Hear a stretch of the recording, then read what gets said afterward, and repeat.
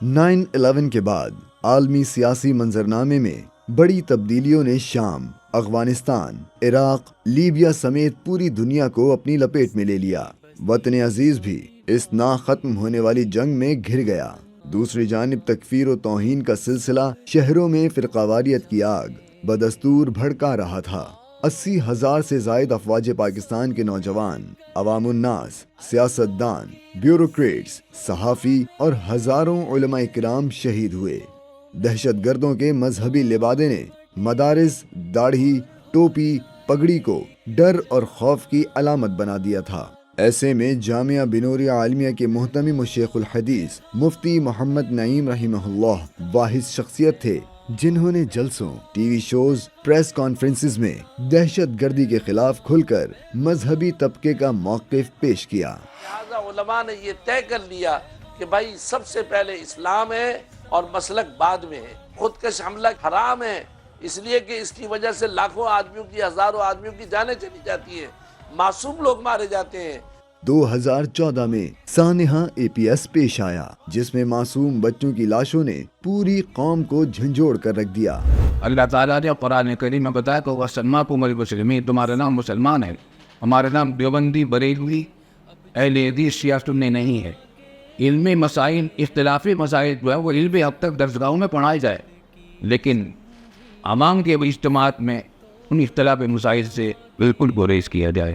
قوم دہشت گردی کے خلاف متحد ہو کر پاک فوج کی پشت پر کھڑی ہوئی اور ضرب عضب آپریشن کا آغاز ہوا۔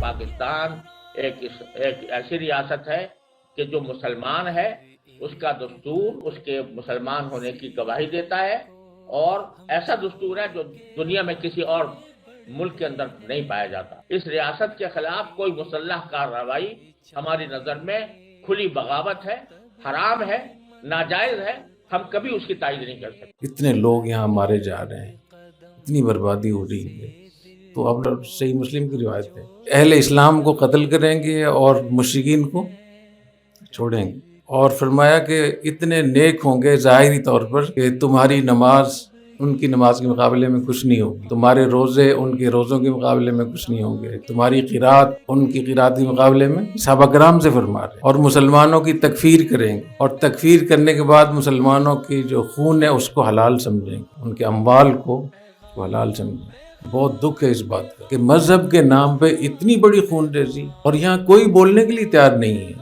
کیوں نہیں بولتے اس کا؟ انسانی جان تو بہت پھر کہ نیک لوگ، علماء، طلباء، ان کو مارنا، ان کو یہ کیسا دین ہے؟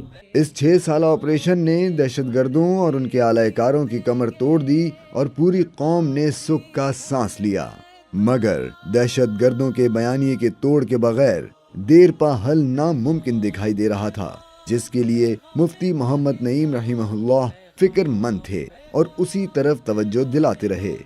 شام کے حالات، عراق کے حالات، لیبیا کے حالات کیا ہیں، لیکن الحمدللہ ان حالات کے باوجود جو ہم نے دیکھے کس طریقے سے وہ حملے کرتے تھے، اور اس کے بعد ہمارے افواج پاکستان نے اس کو کنٹرول کیا اور ان کو ختم کیا۔ 2017 میں تمام مسالک و مکاتب فکر کے جید علماء کرام کے دستخط کے ساتھ 22 نکات پر مشتمل ایک قومی دستاویز پیغام پاکستان تیار کی گئی، جس میں دہشت گردی کی تعریف اور فرقہ واریت کے سدباب کے لیے مشترکہ بیانیہ پیش کیا گیا۔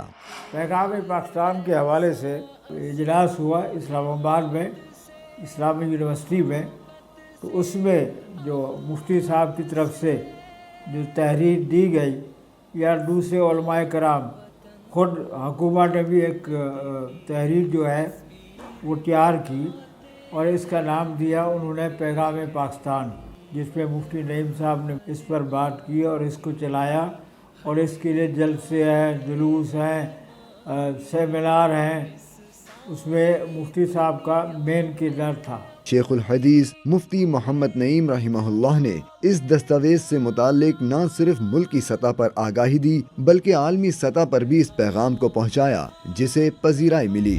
جب یہ دستاویز تیار ہوئی تو مفتی صاحب بیرونی دنیا میں اس پیغام پاکستان کے دستاویز کو لے کر گئے۔ ہمارا سفر انڈونیشیا میں ہوا، جہاں پر ہم نے خود دیکھا اس کو کتنی پذیرائی ملی، یہاں تک کہ مفتی صاحب نے یہ ارادہ کیا کہ آج ہم انڈونیشیا اس دستاویز کو لے کر گئے ہیں، کل انشاءاللہ تمام مسلم ممالک کے اندر پیغام پاکستان کو لے کر جائیں گے، اور یہ مفتی صاحب کا ایک مشن تھا اور ایک مقصد تھا۔ اسی طرح ہم پیغام پاکستان کو پوری دنیا میں لے کر جائیں گے اور اسی کے لیے کوشاں ہیں۔